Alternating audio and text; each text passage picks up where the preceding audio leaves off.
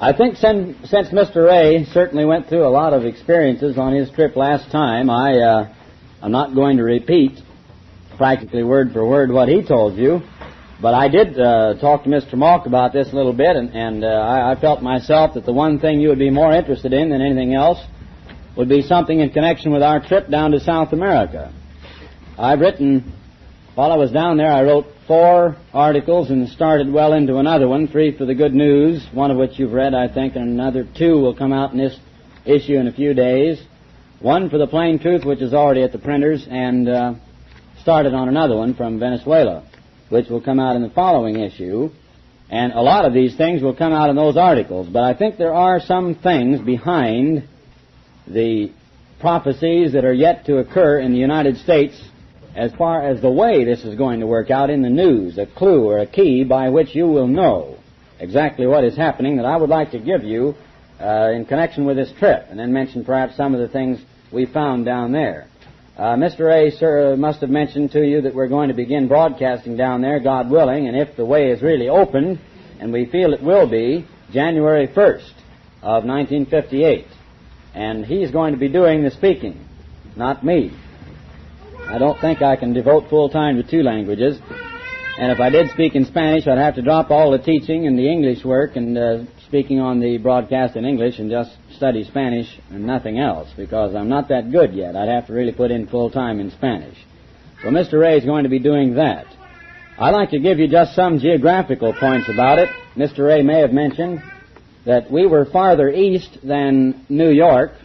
We would have been a couple of 100 miles out to sea farther east than New York as far as the coast here, Los Angeles, is concerned. So we were about 3,000 miles east of here. And we were farther south than the tip of South Africa. We were farther south, for that matter, than Sydney, Australia, which is one of the southernmost cities in Australia. We were on a line equivalent with just the very southern tip of Australia, between Australia and Tasmania, or about where Melbourne is. And it was good and cold, as he may have explained. We wore sweaters, gloves of porcupine skin, hats we picked up in Chile, and big raincoats, and still we were cold. And Mr. A caught a cold, and so did I. Where we were in Chile, that is, in this particular part, the capital there, which is about halfway down, and then across in Buenos Aires, it is as far south of the equator as the Northern California area is north of the equator.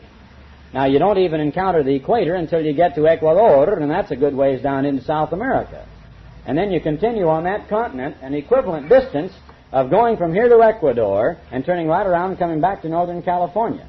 Give you an idea how far down there that is. I didn't really realize it myself, but when you take it out on a map, you'll see that South America juts down much farther than Africa even. And it's a good distance down there. We didn't know how far we were going away from home, I guess. Well, now, one thing I'd like to bring out is this, that there are 2 definite keys you should remember in connection with the daily news, in connection with biblical prophecy, as to how these things are going to work out. Right now, it would be absolutely ridiculous, it would be naive of me to ever stand here and tell you, after a trip of just short of 4 weeks, that I know a great deal about South America. It would be equally ridiculous to tell you that South American people are going to band together and come up here and conquer the United States, because they couldn't do that in 2,000 years, I don't believe. Maybe in 2,000 years they might, because a lot can happen in that length of time. But God didn't give them the natural resources. He didn't give the people the same kind of ingenuity. He didn't put them in the same choice spot on the earth that He did the Israelites. So I'm not trying to tell you something like that, but I want you to bear in mind 2 principal things about how this is going to work out. Point number 1 is the chief factors now I'm going to give you that are going to cause our national downfall.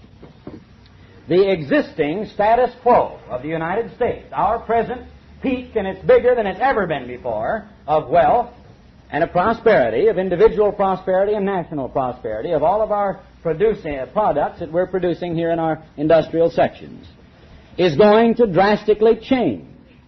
That's point number 1. Everything that we see now that has such an air of permanence about it, all of these hundreds of thousands of new automobiles that are coming out, new models every year off the assembly lines, our big factories, our Navy, Army, and Marine Corps, our big cities, all of this is going to drastically change. It's going to go down. That's point number one. I'll give you some of the reasons why and some of the factors that are going to bring it about in a moment. Number two, a vast worldwide trade combine, I say worldwide, it's going to originate in Europe, but it will be worldwide, is going to get a hold of us in a stranglehold that is going to cut off our economy, is going to cut off our trade, and is going to literally starve us to death. Now I want to go back to point number one, on the fact that our national resources are to be taken away from us. Some of the factors that are going to bring it about I don't need to go over, except to just very briefly remind you of them. Mr. Hay brought it out in his article nearly 2 years ago now, remember. In 2 years, he said, disease epidemics are going to hit the United States. Now, what is going on right now? Just after Mr. Ray and I left Santiago, Chile, about half the population, and that city has, I think, somewhat over 1 million population, got Asiatic flu. Hundreds of them were dying. Now, they expect, I think you've read the newspapers, and all the accounts vary, and everyone is either suppressing news or building it up in some kind of a frightening fashion. But at least the figure they gave us in the L.A. Times was that they do expect an approximate 34 million cases of Asiatic flu in the United States this year. Now, the doctors say don't be alarmed because the death rate is something like 1 out of every 1,000 people infected. But I can tell you it's much higher than that. And they have been suppressing it. And also, a word comes from Chile that antibiotics, which were given those people in the first place, and at the beginning of this onslaught of flu, was successful in warding off the disease to a certain extent, later on wore off, or else the flu was getting stronger. One or the other, they couldn't explain, so that they were still getting Asiatic flu. And their vaccines were doing no good. Now they're talking about vaccinating all the service personnel, the essential workers, and all the rest. And there is a pretty good-sized scare on, but at the same time the newspapers and your radio stations are trying their best to say that we're prepared, don't get alarmed, we're going to meet it, and everything will be all right, you see. Now at the same time in the United States, you may not realize it, but right here in the United States we have in several counties in Texas sleeping sickness. We have in several different locations in the United States bubonic plague. We have yellow fever, sporadically, here and there. We have parrot fever. We have beriberi. Some of those diseases that were supposedly stamped out and haven't been heard of, in this hemisphere at least, for many generations, and yet they are here. Now, you can take, for instance, the invasion by insects. Back around 1918, just after World War I. Many of you may have read this article in the Reader's Digest about Louisiana's fire ant invasion. Well, it's more than Louisiana now. It's most of the South. And it listed all of the states there and the millions of dollars worth of damage, up to, what was it, 80-some-odd, no, more than that, out of the number of counties in one particular state, and I think, if I'm not mistaken, it was South Carolina, almost 90% of the counties in the entire state had been affected by this fire ant. They call it a fire ant because it slits a little slice out of your skin with its head and then turns around and plunges a stinger in and into the open wound, rubbing salt in the wound, so to speak. And it's a very fiery itch. Now, this little red ant causes chills and vomiting, nausea, and sometimes aches of your joints and puts a person in bed for several days. And in some very rare instances, even causes death. It has venom that is equally as serious as the bite or sting of a hornet or a bee, a little ant. Now, it's gone more or less underground. All of a sudden, last year, sprung up. And one wheat farmer, for instance, walked out, took a look at his wheat crop one day after a heavy rain. And after the rain, the ants are clearing out their colonies and their tunnels down here, so they're bringing up these little soft balls of clay. And they build ant hills. And their ant hills can be anywhere from 1 foot to 4 feet high. And here all over his wheat field, for acres and acres, as far as he could see, the first day, were all these little yellow ant hills, about this high. 2 or 3 days later, they were so thick that he said, there's not one spot on my property a cow can lie down without lying on an ant hill. Now, he said, how can I harvest my wheat? I can't run a tractor over it. I can't run a thrashing machine over it. It just breaks the blades. And I can't get rid of the ants. That land that was once prosperous wheat land is now just so much desert because there's nothing you can do with it. And it gave the figures in this article as to how many thousands of dollars it would cost to restore that kind of property by fighting these ants. And even then, it said, the only effective the usage of the DDT and the sprays they use is for 3 years. It lasts 3 years, and then the ants come back bigger and stronger than ever before. See, the remaining ants apparently burrow down about 6 feet more until they can get enough strength and enough numbers to come back up again. Well, that's just one more little thing. Now, besides that, you've seen in the past few years all of these things breaking out in the United States, the various reports on the rising in diseases. There was a report the other day that 10,000 people in Milwaukee, Wisconsin have been stricken with a new kind of virus they'd never heard of before. They've got a new kind of virus. One of our students, when I read that clipping last night in Bible study, is from Milwaukee. He said when he left less than a week ago, there were 700 cases in the city. And yet this article, printed 2 or 3 days later, said 10,000 cases.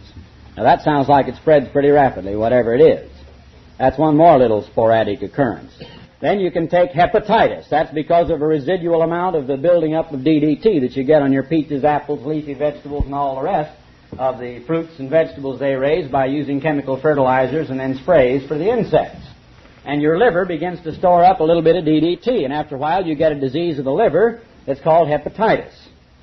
And people are dying by the thousands every year from hepatitis. That's a very serious disease right now. And the AMA is quite concerned about hepatitis, and they're having drives, and Jerry Lewis and the rest of them get on television and try to get a new fund, a new foundation, a new drive going to fight this and that and the other disease. Well, I'll tell you this, they've got so many different drives going and so many different diseases to fight that if you would give about $10 to each of them, you'd give your whole monthly wage to them. That's just where it's going now.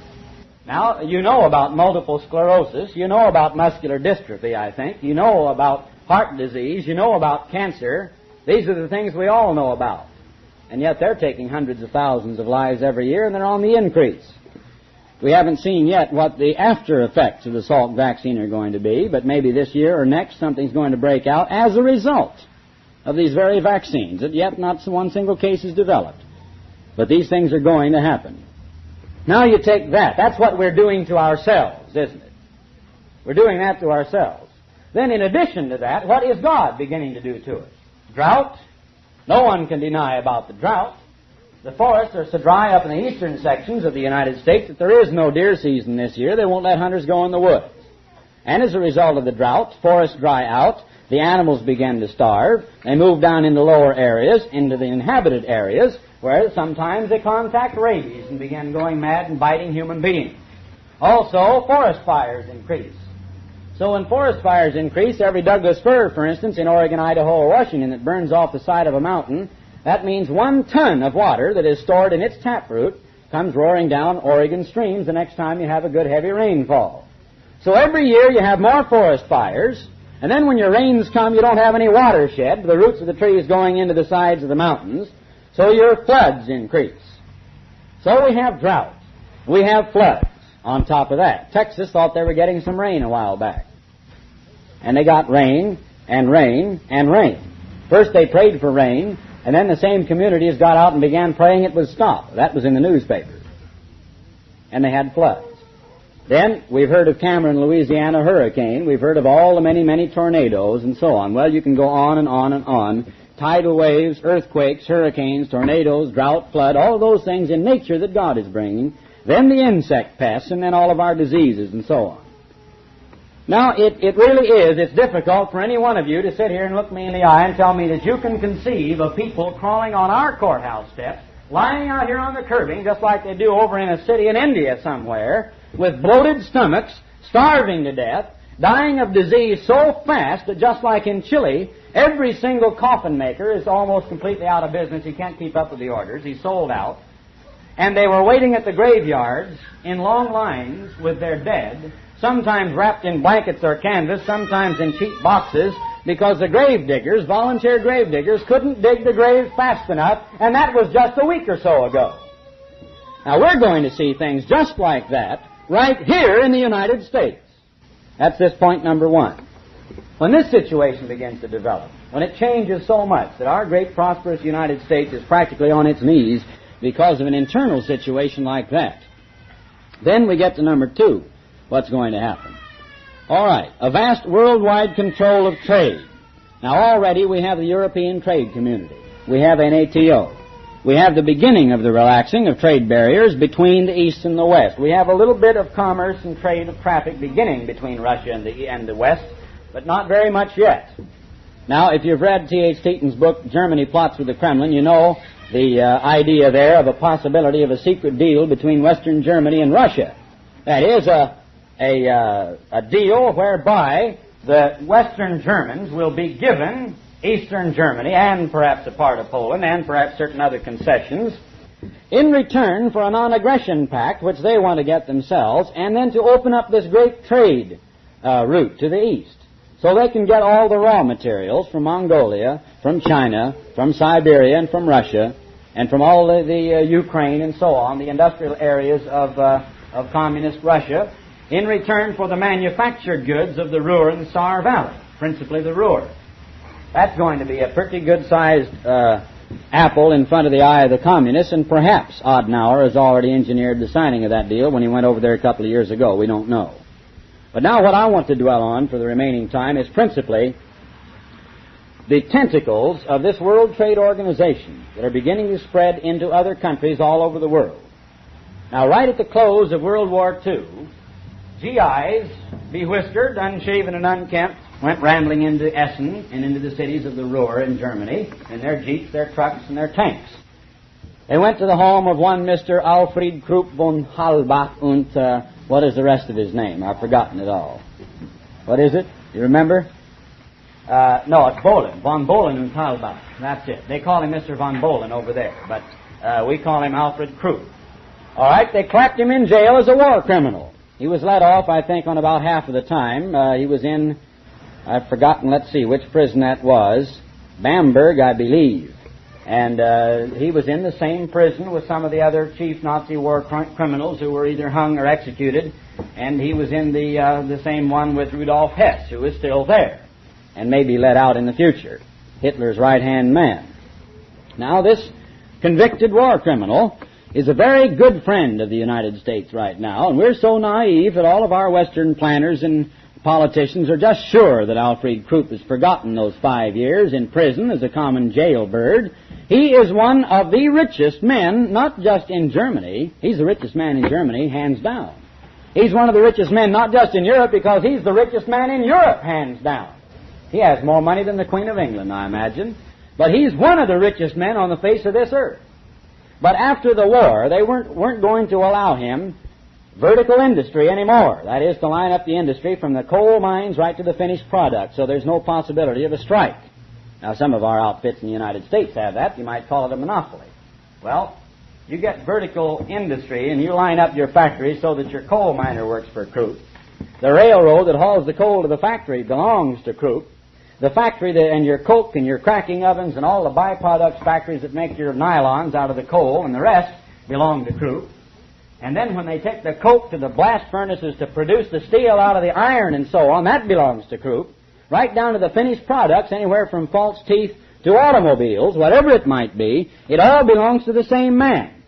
Now Ford, let's say, someone goes on a strike and they're in a little factory where they make a certain kind of a spring. All right, Ford is bogged down. He's got to have his springs for the cars. That little factory is on strike, so Ford is stuck. He can't produce cars. See what I mean? In this vertical industry, that never happens because the one man owns the whole thing. Now, they stripped away from him all of his verticalization of the industry in that they took his steel mill. They took his steel and his coal mill. But they let him have all of his manufacturing industry. So that Krupp, of course, is producing all kinds of equipment in Germany right now, but his heavy industry, locomotives, steel mills, and so on, they took away from him. But that's only in Germany. That has nothing to do with other nations. Now, how did Krupp solve his problem? All right, in India, he's building a steel mill.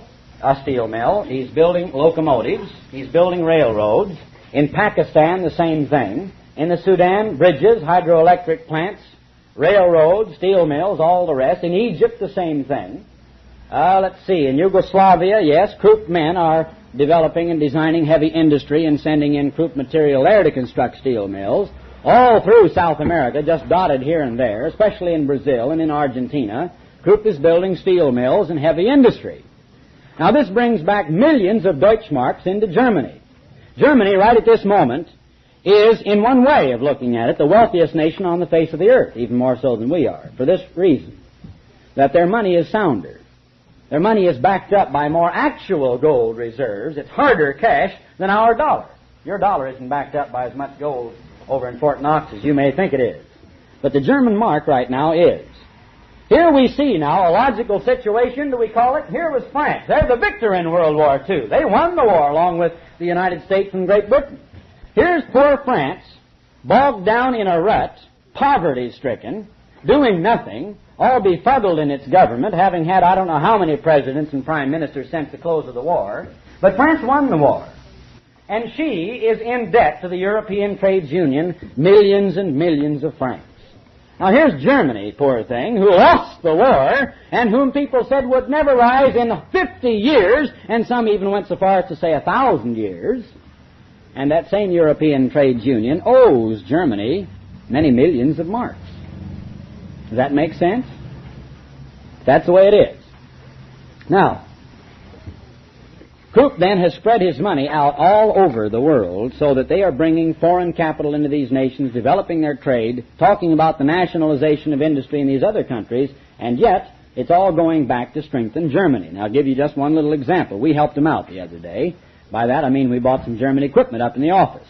A little machine came out. It's something like one of these tape recorders. It's called a Stentorette. It's about this long, about that high. It has little tapes.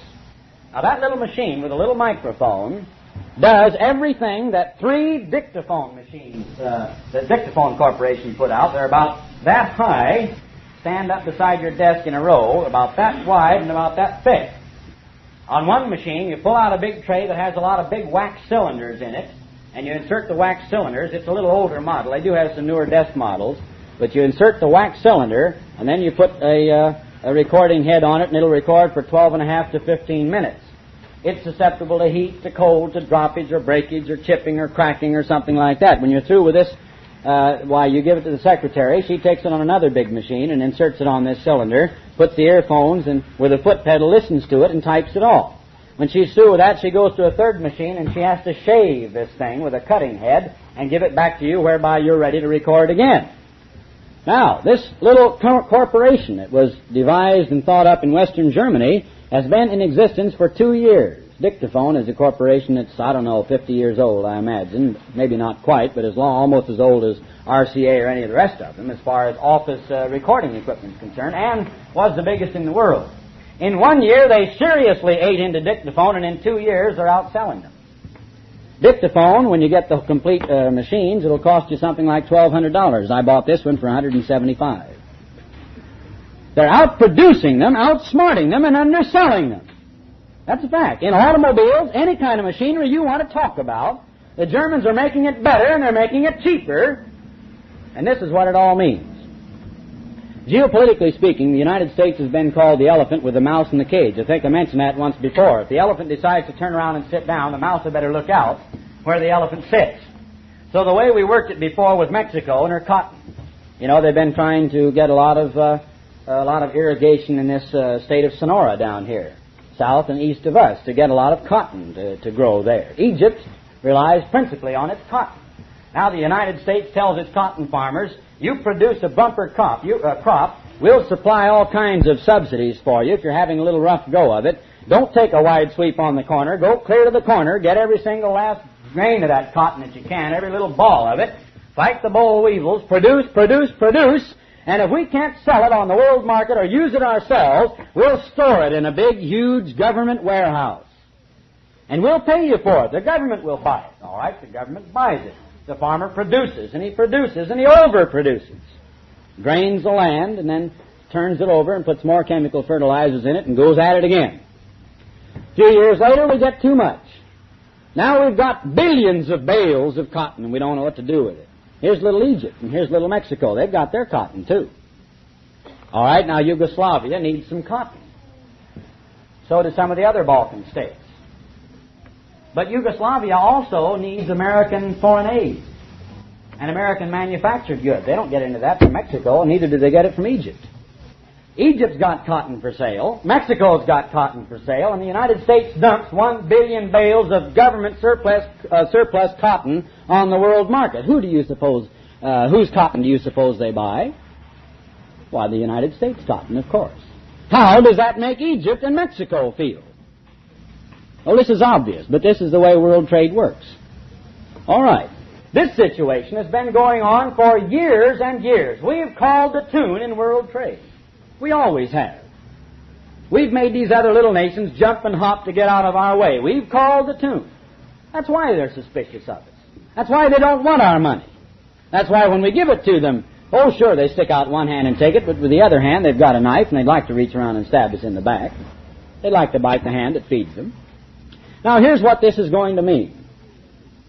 With Germany rapidly rising to this system, to this peak of power in Europe, with these old barriers breaking down, with the uniting of all of these nations in a common trades union, with the development of industry throughout South America, throughout Africa, and all over the world by these Germans, they are capturing world trade markets. People are beginning to do business with Germans instead of with the United States and Great Britain. Now, that's something that every world economist, every world tradesman already knows, and they're writing articles about it, and I gave you some excerpts from it in this coming issue in the Plain Truth. They're worried about it. They're frightened, especially the British people. They're very frightened. Now, for instance, I have a very striking statement from the president of the Industrial Union in Argentina that's coming in this next magazine article, in which he said that this European Trades Union, he said it's going to hurt us when they do that because they're thinking about developing Africa. Oh, they frankly admit that. Developing the raw materials of Africa. The world's heaviest uranium concentrates, for instance, are found in the Belgian Congo. A lot of raw materials are available in Africa that the rest of the organized world needs. But they say this will hurt us. They're going to develop Africa and bypass us. So the idea that they give you, and that this man frankly states if you read it between the lines in his statements, his answers, which are in this magazine article, is that we stand down here in South America and we say, come on, anyone who's got the money, who wants to build any kind of a mill, any kind of heavy industry, if you want to produce your automobiles, your trucks, your raw materials, or anything else here in our country, bring in your cash, we want to be developed. Now, who is it that's answering that kind of a call right now? Germany. Germany's answering that call. At this precise moment, most of the railroads, most of the airlines, a great deal of the heavy industry, of the automobile-producing industry, Mercedes-Benz, DKW, Waymak, all the others, all of that heavy industry is owned in Argentina by the Germans at this precise moment.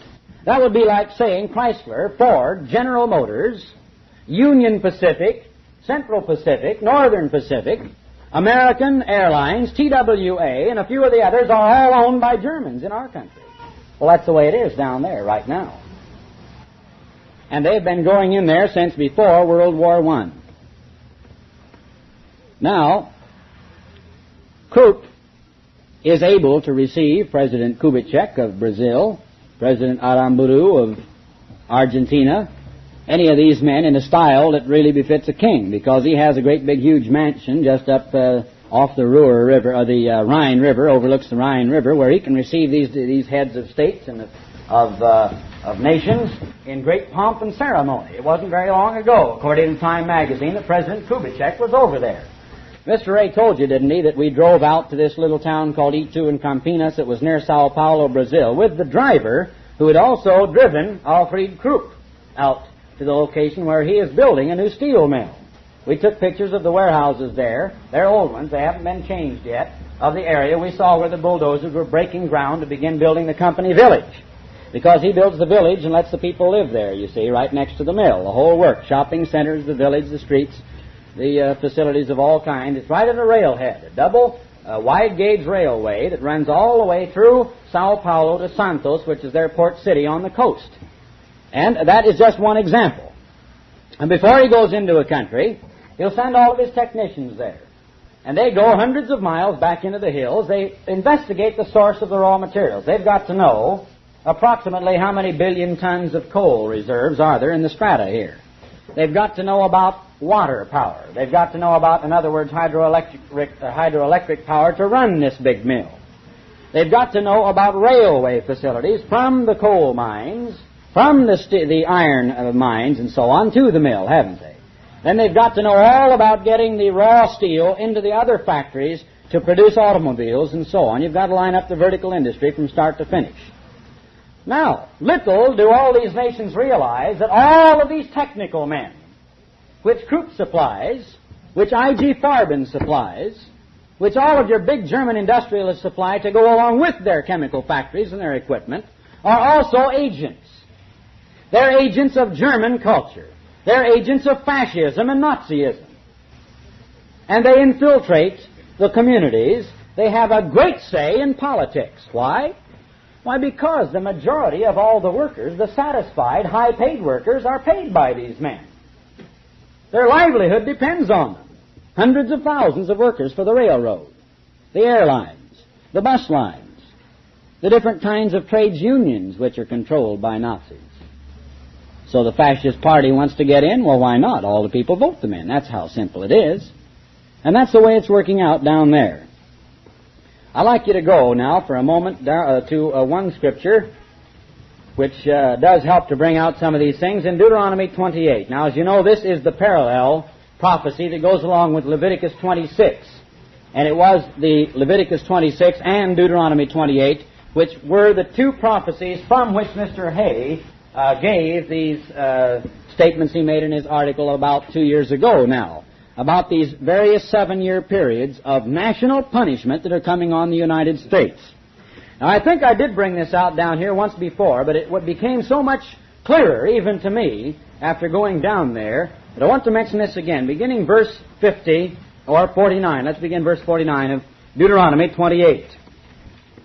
The Eternal shall bring a nation against you from far, from the end of the earth, as swift as the eagle flies, a nation whose tongue you shall not understand, a nation of fierce countenance, which shall not regard the person of the old, nor show favor to the young.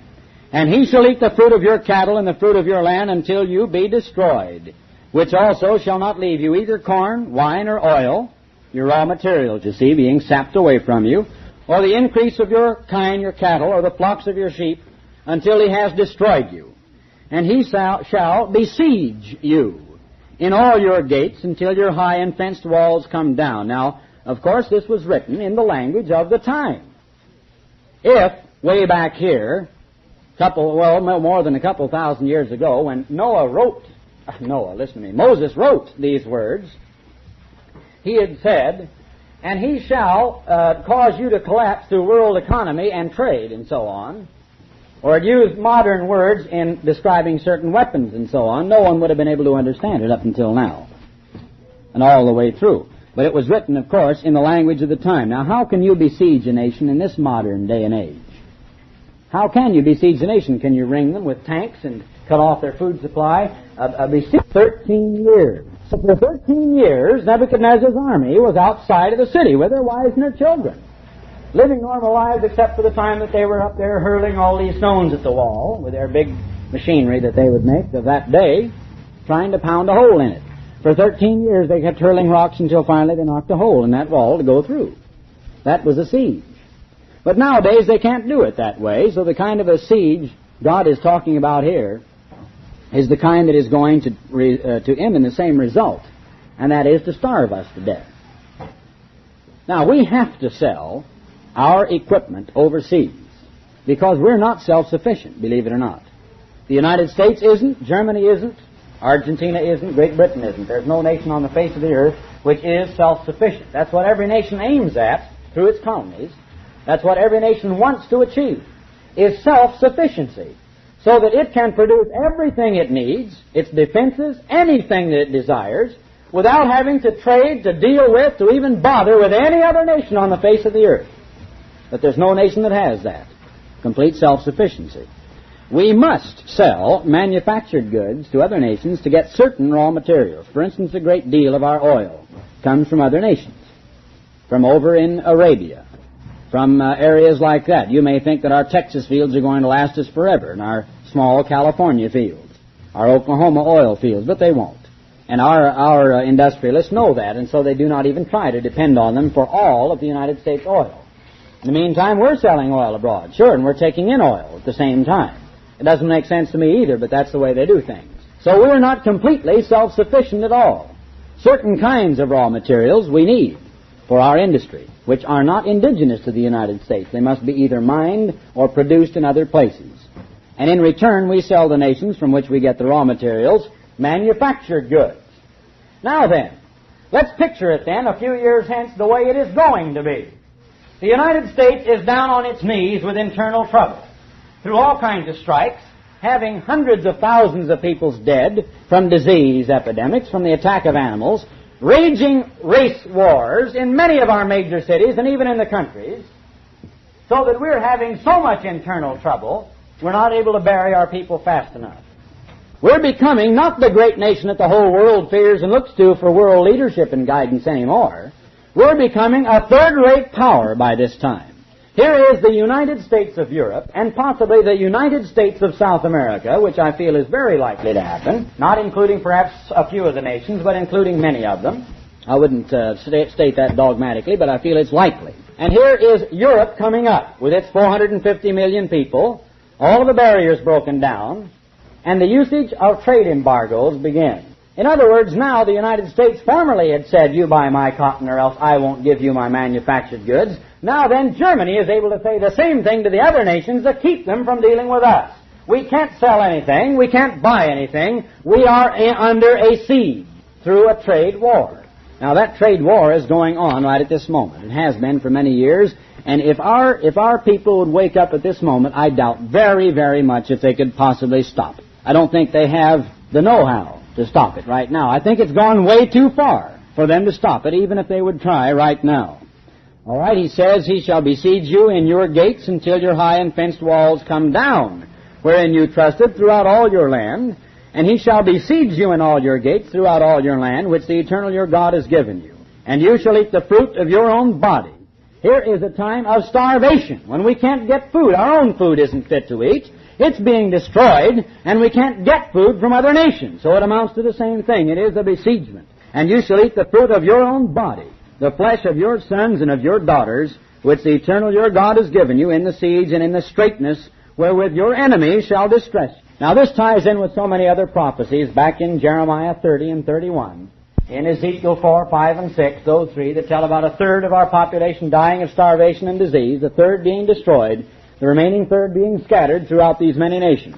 Let's investigate some of the things that are going to bring about the attitude of these people toward the United States, some of the concessions they want from us, some of the injustices that we have perpetrated on South American nations, for an example, since that's principally what I'm concerned with now. Let's take, for an example, Panama and Colombia, very briefly. You can look up in any encyclopedia, in any history book, the exact truth of what happened about the Panama Canal. I think you know about the French lobbyists that were in Washington trying to get us to put it through the St. John River from Lake Managua over to the, in other words, a sea-level canal without any locks.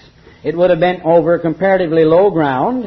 If you've ever seen a map of the area, that's a very meandering river, which means at once it's not a very steep or a fast-running river. It means it's slow, and it means it's going down fairly level ground. And you can see there's just a little narrow strip of land that separates the shores of that big lake from the Pacific, and then the lake drains into the Atlantic in a very shallow, slow-running river. So it's practically level across there.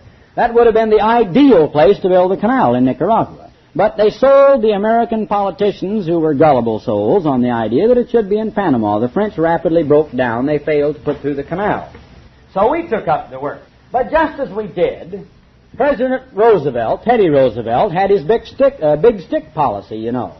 Certain American filibusters went down and started deliberately a war to cause the Isthmus of Panama to secede from Colombia. That was all the empire of Colombia then, the Panama Isthmus and all of what is today Colombia. That belonged to the nation of Colombia. All right, those people began to secede. They began to fight. Teddy Roosevelt promptly dispatched an American battleship with a contingent of Marines and steamed it offshore back and forth and scared the daylights out of the Colombian. About 2 days later, after they ran up the Panamanian flag in Panama City, Panama was recognized by the United States of America as a separate independent republic. We were the first nation to recognize it. Now, we were building the canal. You say, this is legal. This is the way things are done. This looks very good to the Colombian people. Well, ever since we've had trouble with the Panamanians. They've got lobbyists in Washington right now and have had for 15 years trying their best to get control of the Panama Canal. They've been trying for years. I imagine Nasser's seizure of the Suez Canal gave them a good deal of hope. And I imagine also that our gradual concessions, which you can read of if you want to take the trouble to investigate it, on the revenue that canal brings them through the years, have given them encouragement as well. Well, the canal isn't quite as important today as it once was because of air travel, but it is important nevertheless. Not only does Panama want it, not only does Panama hate the United States, and I've been there and I know how those people feel, but Colombia hates the United States because they feel Panama shouldn't exist as a country. And the canal rightfully belongs to Colombia. And I've talked to Colombian businessmen who have said that. That canal is really ours and you stole it from us. It belongs to us. And we're going to get it back someday, what is more.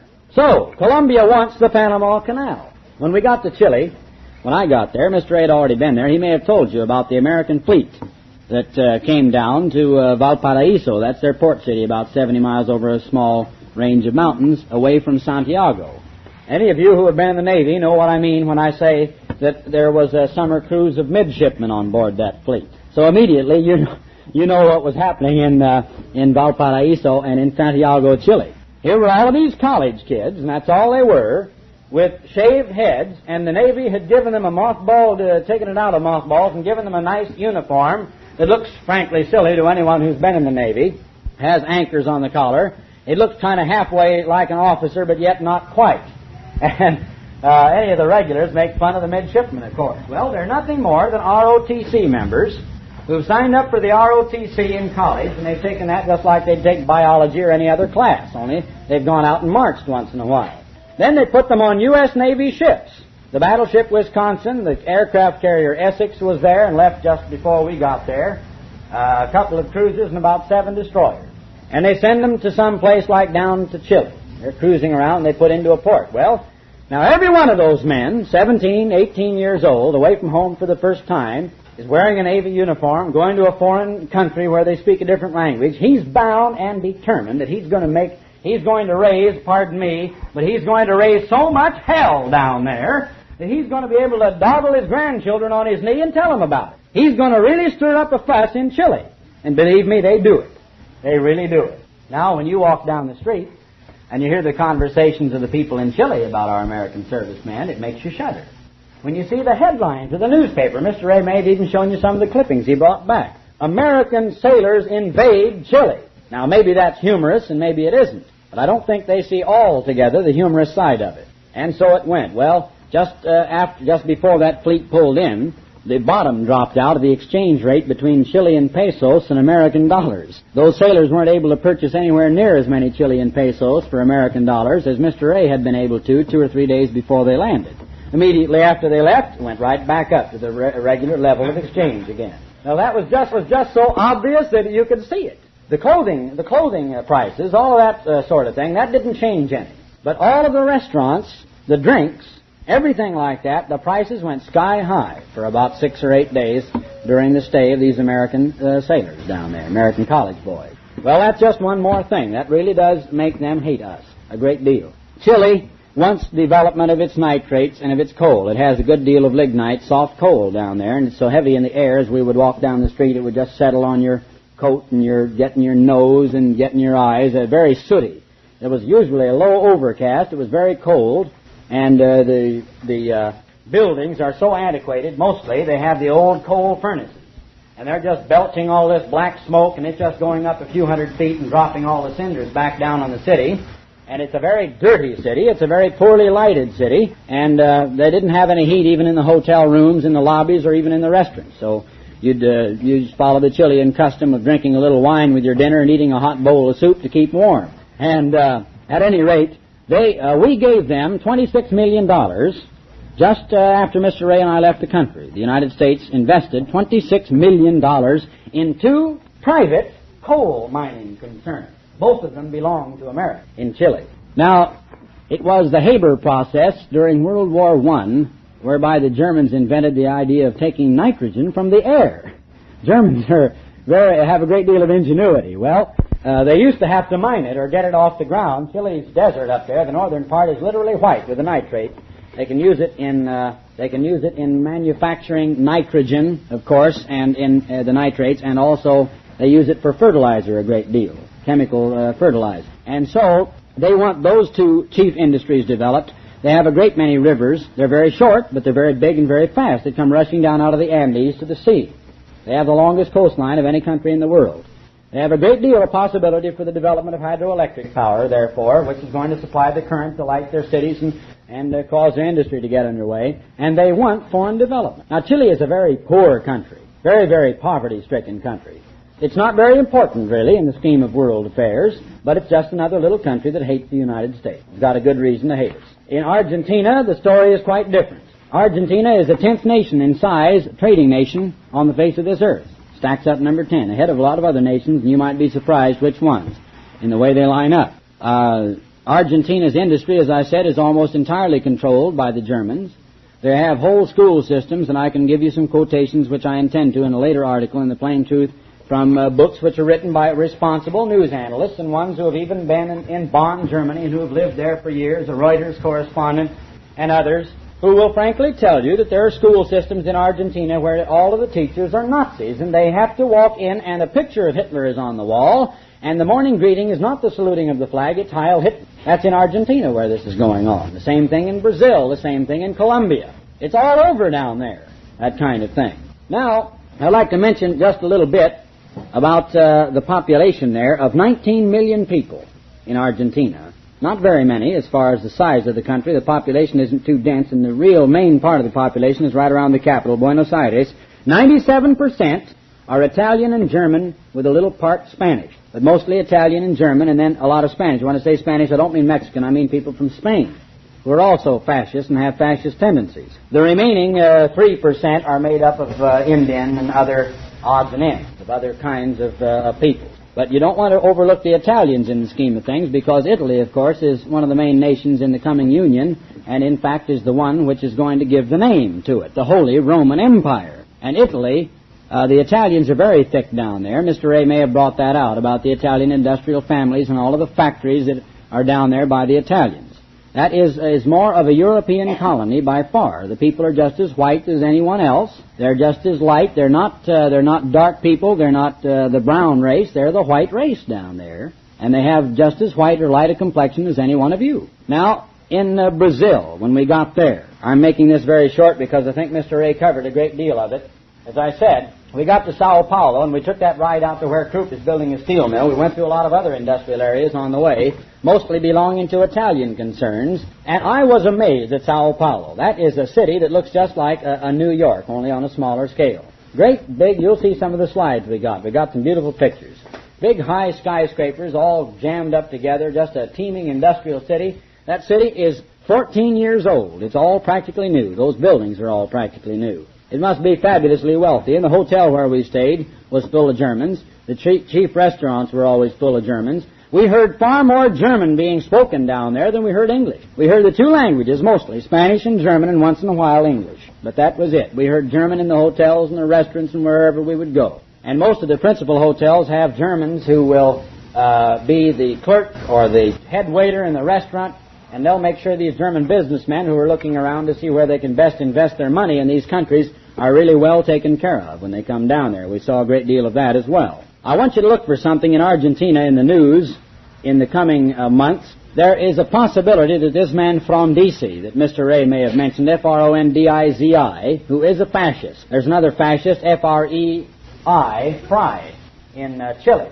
who is a right-wing, an extremist right-wing party, who is running for the presidency there, who in all likelihood will be in before next year. I think the elections are due for February down there. They just had some elections which had to do with the Congress after we left. Now, if the right-wing parties, the radical parties, get in control of the Congress, here's what Frondizi will do. If they can get a majority of seats, they can win just by a bare majority there, barely over 50% of votes. He will have his right-wing members in the National Congress vote itself illegal, vote the Congress illegal, and disband. And that will leave just the one man, Frondizi, as the absolute dictator where Perón once was. Now that's very likely to happen. I don't know if that'll be exactly how it'll work out, but it's very likely to happen in Argentina within the next year. At any rate, just because Juan Perón got kicked out, And it's possible, of course, that Perón could go back, because there are plenty of people that want him back, and we saw posters splashed all over the city about Perón, you know. And he was very a very good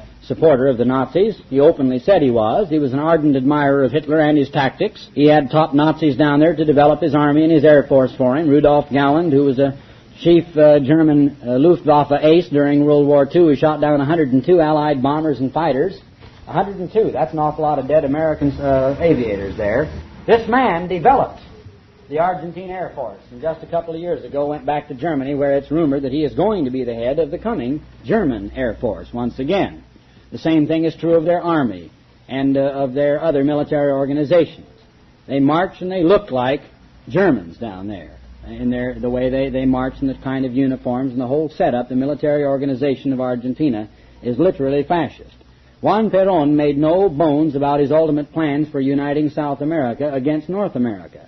He made no bones about his idea of bypassing the little country of Uruguay and of taking over Brazil. And if he can get Brazil, which is bigger than the United States anyhow, and which has a tremendous raw material potential, and Argentina, which is already heavily industrialized, and unite the two of them, he's got a good start toward the United States. All that remains then is just a few little border countries around. You have the major part of South America right there. That was his ultimate plan. At this present time, he's still in Caracas, Venezuela, and we were there. You know, we didn't talk to him, but he was there in the same city, at any rate, while we were there. Well, those are just some things that you can look for. I don't want to take too much time on the particulars, because I think Mr. Ray must have covered a great deal of it, and I don't want to go over the same kind of ground that he did. Venezuela wants its own oil instead of American oil. We've got Esso, which is the Eastern States Standard Oil. In other words, it all goes to Rockefeller. It's Standard Oil down there in Maracaibo Harbor, and all of the heavy oil concentrates of Venezuela are literally owned and governed by Americans. Venezuela right now is under Pedro Jimenez, who is an absolute dictator. It's an absolute dictatorship, just like Spain. When you drive along, you see an armed carabinieri, or someone with either a carbine or a submachine gun at every major intersection, at every bridge, every railroad bridge, every tunnel, guarding these highway and transportation facilities, just like it was in Spain. It's an absolute dictatorship, and you can just feel it in the air when you get to a country like that. Brazil would like to have development of its industry, as I mentioned, and freedom from U.S. coffee buying whims. Something happens, the dockyard workers go on a strike here, and Brazil is down and out, and their national economy is just completely stopped. You know what happened a few years ago about that, and how they had such an outburst down there that they were throwing Coke bottles through the U.S. Embassy windows and attacking the United States Ambassador down in Brazil. Yet we go down and we sing songs about Brazil, and we say our tourists are having a wonderful time and we're all buddy-buddy. But underneath, those people hate us as much as any other country anywhere. Argentina and the United States put out almost the same identical products. Did you know that? Beef, hides, linseed oil, things like that. And for that reason, we are, of course, competitors. We're meeting head-on in world trade. Who do you suppose gets the favors? We do. Argentina doesn't. That hurts them. They don't like it. But now the Germans are beginning to develop them, and they're looking on the Germans with a great deal of favor. They're offering them all kinds of encouragement to come in down there. So what they want is national development of their industry, not foreign exploitation. And the Germans' methods of advertising, as Mr. Ray may have brought out, are totally different.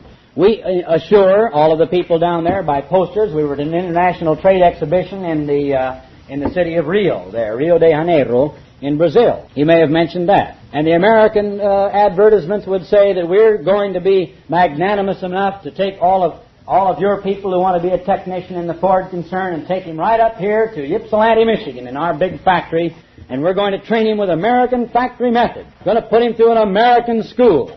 He'll be an American-trained man to handle an American-built car in Brazil. The Germans tell you in their posters and their advertisements that the Mercedes-Benz is a Brazilian car made by Brazilian workers from Brazilian steel by Brazilian, as I said, Brazilian workers for Brazilian drivers. And it's giving a great deal of money to Brazil. It all has to do with nationalization of the industry. There's not one word that that's a German product. It's all talking about the nationalization. We tell them how good our products are and that we're being good enough to give it to them.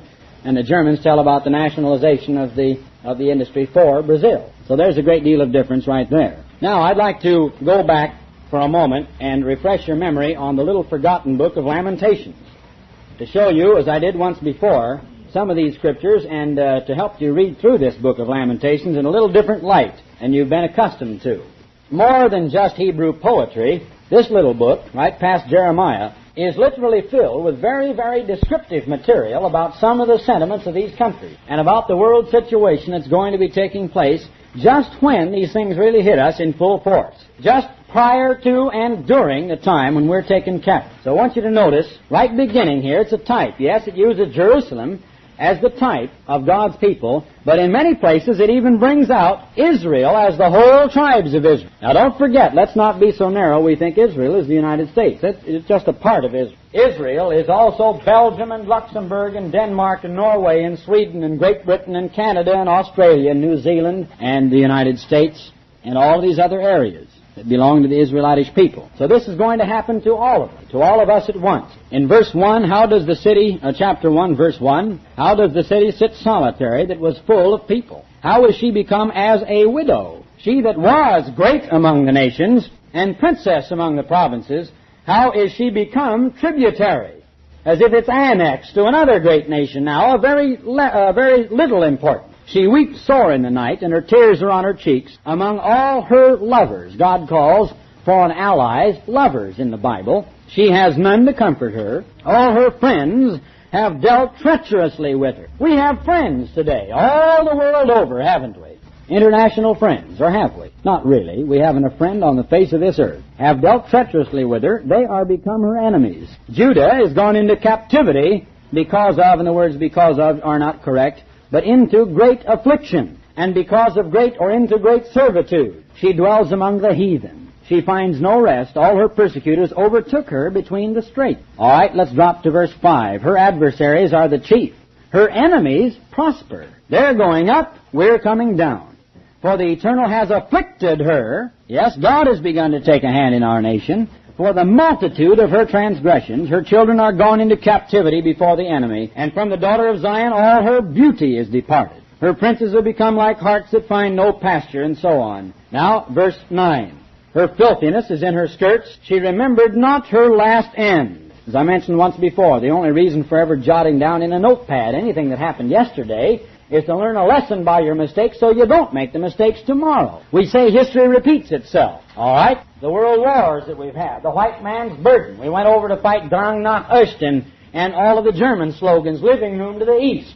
The Germans wanted to push the Poles out into Russia. They wanted to kill all the Jews. So we fought the white man's burden, and we wanted to keep the Asians from saying Asia for the Asiatics, and we fought the war to end all wars. But we never remember our last end. We never learn a lesson from history, never once. We allowed Germany 500,000 men this time for an army, but after World War I, we only allowed her 100,000 men. It took them approximately 25 years, and she soaked half the world in blood again. Now this time we allowed her 5 times as many troops, and we're stockpiling atom bombs in Germany. And we're giving them guided missiles. And after all, von Braun was the one that invented the V1 and V2, and we had him over here for years anyhow, as far as that's concerned. And Germans are the ones that are developing our intercontinental ballistics missiles. And I still say keep your eye on Lindbergh, and don't forget that. Lindbergh. You remember Lindbergh, old Lindy, the one that flew over to Paris. Why should Lindy get so much publicity? Other men have done things that have been equally as big in the history of this nation of ours. But yet you can't seem to forget the name of Lindbergh. Everywhere you turn, every now and then an article comes up, someone talks about him, his face gets in the paper, his name in the news, or else they make a movie about him or something. Now it came out that Lindbergh was granted a brigadier general's commission in the Army. A few months later it came out that he'd been assigned to highly secret work on the development of the ICBM, the Intercontinental Ballistics Missile. Now he's a brigadier general in the United States Secret Service, as it were, right now, working with these German technicians as the big cheese, so to speak, in charge of the development of this missile that's to go from one continent to another. So we'll see. We haven't learned lessons from history at all. Verse 12, it pictures the people as weeping out now and talking about the other foreign countries. And they say, Is it nothing to you, all you that pass by? Behold and see if there be any sorrow like unto my sorrow, which is done unto me, wherewith the Eternal has afflicted me in the day of his fierce anger. From above he has sent fire into my bones, and it prevailed against them. He has spread a net for my feet. He has turned me back. He has made me desolate and faint all the day. In other words, he has just cut my strength. He's weakened me so much that I need your help. That's what the United States is going to say to Argentina, to Brazil, to Europe. And what do you suppose they're going to say? All right, they go on and telling how God has done it. Then verse 19. I called for my lovers, but they deceived me. My priests and my elders died, it should say, in the city, while they sought their meat to relieve their souls. Their nephesh is the word, their lives. Behold, O Eternal, for I am in distress.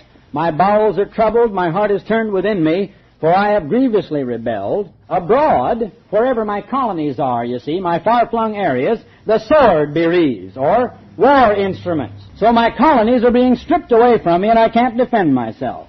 At home, here nationally, there is as death, famine and disease and poverty and the bloated stomachs of women and children who are dying on the street. They, that is my enemies, have heard that I sigh or that I languish. There is none to comfort me.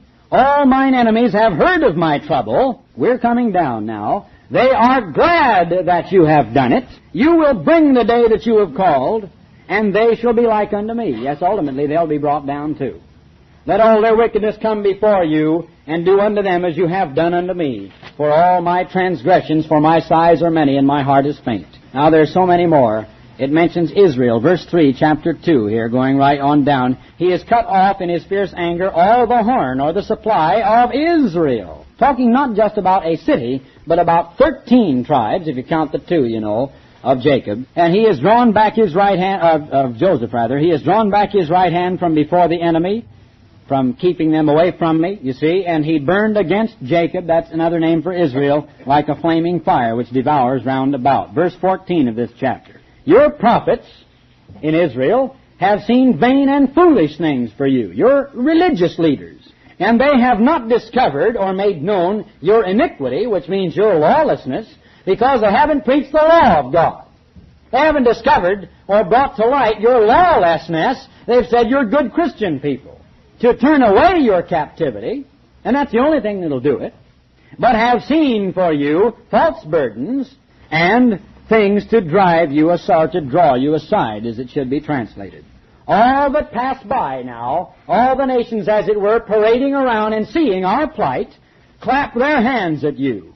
They hiss and wag their head at the daughter of Jerusalem, saying, Is this the city that men call the perfection of beauty, the joy of the whole earth? Is this that great United States where everyone has their own Cadillac, their two-car garage, their television set, and their 5-room house with 2 baths? Now that's what it's going to become. Is this that great nation of all these gum-chewing, camera-snapping, loud sports shirt-clad American tourists who've been tromping through our little countries and talking about our quaint women who sit with their breasts exposed to the flies on a dung heap nursing their children? Well, that's the way it looks to those people when you go down and you see things like that. As I said before, the one real impression that you're always left with when you travel in a foreign country and come back to this United States is that we're so stinking, filthy rich here that we don't know what we've got. We really are. You drive down any freeway in this country and there's nothing like it on the face of this earth anywhere. Not even Hitler's Autobahns are as nice. In fact, my brother mentioned that he showed a picture of this one joining of these freeways, about 5 ramps or whatever it is there, where your Harbor Freeway, the Santa Ana Freeway, the Hollywood and Pasadena and the Los Angeles and Long Beach freeways, whatever they are, all come together there in Los Angeles and cross over each other. He showed that to a person in Britain, and they would not believe it. They said, that's a trick photograph. You haven't got any such thing. They wouldn't believe it was true. We don't know what we have. We really don't. And yet we gripe. We gripe and we grumble. Well, there's no other people on the face of this earth that live as well as the poorest of you, generally speaking. The poorest of you here have things in your homes, automatic washers, TV sets, radios. You snap a light, you snap a switch, and the lights come on. You have things like that in your house, an indoor toilet even, that people by the millions and millions all over this earth have never seen. A lot of people that I can tell you about right down in Chile and Argentina and Brazil would walk into your bathroom and see your toilet and think he should wash his feet in it. He wouldn't know what it was for. Now that's just a fact. A lot of those people have never seen a pair of shoes. It's not that bad in a lot of areas, that's true, but in some areas it really is. And we really don't see what we have. So it's no wonder they're going to look at it the way they will when they finally see. All your enemies have opened their mouth against you. They hiss and gnash their teeth. They say, we have swallowed her up. Certainly, this is the day that we looked for. This is what we have been living for. This is what we've been looking forward to all these years. Now, that's what they're going to say. Well, I'll break off there and just remind you that there's so much more of this. You can go all the way through Lamentations, especially the first, well, all the way through. The 4th chapter, all the way through the beginning of the 5th chapter here. The whole book, from start to finish. If you read it with this in your mind about the attitude of these other nations and the way the world's going to feel toward the United States when we're going down, it really opens it up and makes a new book of Lamentations to you. And it is a book about the prophecies of Israel going down. Verse 17, chapter 4, as for us our eyes as yet failed for our vain help. In our watching we have watched for a nation that could not save us. Talking about looking to our allies, to NATO, to all the other pacts, the SEATO and the other treaties, the Baghdad Pact and all the rest that we have signed and build up, trying to build a perimeter of defense around one enemy that isn't going to get in on the scene of our collapse at all. We're trying to contain Russia and build up Germany, and Germany's the one that's going to attack us. Well, I'll break off there. It's just exactly 3:30, which I think is about long enough so you don't get too tired and hearing too much all at once. I'm not sure who will be back with you next week, but at any rate, we will have the schedule made out, and you'll be hearing from Mr. Raymond Cole from time to time and Mr. Dean Blackwell, who arrived on the campus yesterday. Oh, I remember one thing. I'll close with some announcements. One thing I wanted to mention, Mr. Mulk reminded me of, was that we have, again, we said last year we had, but this year we have again the largest class to ever enter Ambassador College, 55 new students this year. And that's indefinite. There are some that have not yet been definite, and there are some that are special students and so on. It may go over 60. And the total enrollment this year is going to be somewhat over 160 students. So that's getting up there for us. We're small, yes, but we're not the smallest anymore. But 160 students, as I was telling Mr. and Mrs. Mulk today, is 40 times as large as the college was in its first year in 1947. Because it started with 4 students, and 4 times 40 is 160. So that's 40 times as large as it was when Mr. Herman Hay, my brother, Mr. Raymond Cole, and Miss Betty Bates registered as the first 4 students at Ambassador College. It's a real college now. It's got big classes bulging out so much, as a matter of fact, that they're almost hanging out the windows in some of those classrooms up there. We don't have anywhere near the space we need because we can't use Ambassador Hall yet this year because of the Tabernacle building and because of so much funds, so much money having to be put into this building program. We have had to just cut off the building of the high school. We had to cut off the building of our new auditorium that we need so desperately. We don't have any room up there that we can hold an assembly in where we can get them all in the same room. No room whatsoever in any of our buildings where we can hold an assembly where they can all see the speaker. We cut off the putting into the sprinkler system and changing some of the rooms around inside of Ambassador Hall. We cut off the building, the rechanging on the inside of that one building for our office. We've cut all of that off. We're concentrating on the tabernacle now. That has to be done first. So all the other is going to have to go, and we're going to have to rough it. Judy Mulk here, who came to play the piano for us today, was just mentioning that she went up to talk to her sister and had to literally step around and over the bodies of some of our girl students in the halls in Mayfair. They're sleeping in the hallways this year. One girl's in the prayer room with all the brooms and the vacuum cleaners. Some others are sleeping in the hallways. And one girl told me the other night that she was given a bed and a sheet, and she liked to froze to death. Finally got up and put her clothes back on. Some of them are roughing it right now. That we're getting things in shape. We weren't prepared for quite that many students. We have a real crowd this year. But I think we can all rejoice in that. I know I am surely rejoicing in it. It means a lot more laborers. And 2 years, 3 years from now, a lot of you brethren are going to be hearing sermonettes from other men who are right now young, bewildered students who don't know whether the book of Hezekiah is in the Old Testament or not. So that does show you that Ambassador College is bearing fruit. And that's the important thing. All right, would you all rise and we'll have a closing song. Let's turn back to number 36. Blessed be the tide.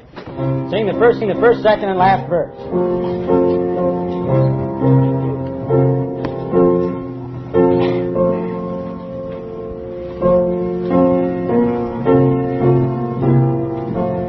All right. Blessed be the tie that binds our hearts in Christian love, the fellowship of kindred mind is like to that above. Before our Father's throne, we pour ardent prayer. What is our hope? Things are won, our comforts and our cares. When we asunder part, it gives us inward pain, but we shall still be joined in heart and hope to meet again. Just before we have the closing prayer, singing this song reminds me of one more thing. I'd like to mention to you, because I think you'd all like to hear a little about it. Dr. Meredith was finally given the news of his wife's death in London. I think all of you were aware, of course, of it, and I'm sure that most of you, if not all of you, have been praying all the time about Dr. Meredith, that he would be given strength and help in overcoming this and in really being able to adjust to this new situation and to stand the shock, frankly, at his age and as close as they were. Well, Mr. Hay wrote a letter in which he said that a freak postal strike in India and a storm over the Himalaya mountains caused them to alter their schedule in such a way that they missed the mail there, they missed the mail in Tehran, Iran, and they did not receive any word of it whatsoever until they got to London. Now that, I feel, was an absolute intervention for this reason. Mr. Hay mentioned that if Dr. Meredith had received that news at any time before he got to the London church without having that church group and Mr. Waterhouse and Mr. Longusky in more or less familiar surroundings in that one way, as an anchor there, that number one, he would have been over there in a foreign country where they speak a foreign language, completely out of his element. It would have been very hard to take. And number two, all that he has learned, the notes he has taken, the interest that he's had in the trip, would have been totally just valueless, I'm sure. He would have gotten nothing from it if he had received that news there. Well, in Gerald Waterhouse Ministerial Report that came in this week, he mentioned in the report that it was certainly about the most difficult task, the hardest thing that he'd ever had to do in his entire life. Mr. Hay advised him to tell him privately, and he did call him into the office, and he talked to him and broke it to him, Mr. Hay said, very nicely. But, of course, he was very broken up about it, and it took him about an hour and a half to 2 hours to pull himself together sufficiently to be able to talk to Mr. Hay and Mr. Longusky face-to-face again. But it was the following night that they had Bible study. Dr. Meredith was there with Mr. Hay, and, of course, with this office routine, the British Museum to see, and they went right on in the daily routine that they had prescribed. The Sabbath services came along, and he talked to the London brethren for about 20 minutes on the particulars about the correspondence course. And just talking to them, being in Bible study and being there, helped him immeasurably, Mr. Waterhouse said, and he was very thankful that it worked out that way, so I feel that that is certainly the answer to a lot of prayers. And I hope that you will continue to remember him, because we certainly do want to remember people in their trials. After all, some of us are going to be dying as the years go on, and in years here in the future yet, a lot of us who are even younger are going to be put to death or die in various ways. And this is, of course, a deplorable accident and only the beginning, but it is something that we need to remember, and I think we can all rejoice in that one thing. All right, I'd like to ask Mr. Jackson if he would lead us in prayer. Additional programs and literature available at hwalibrary.com.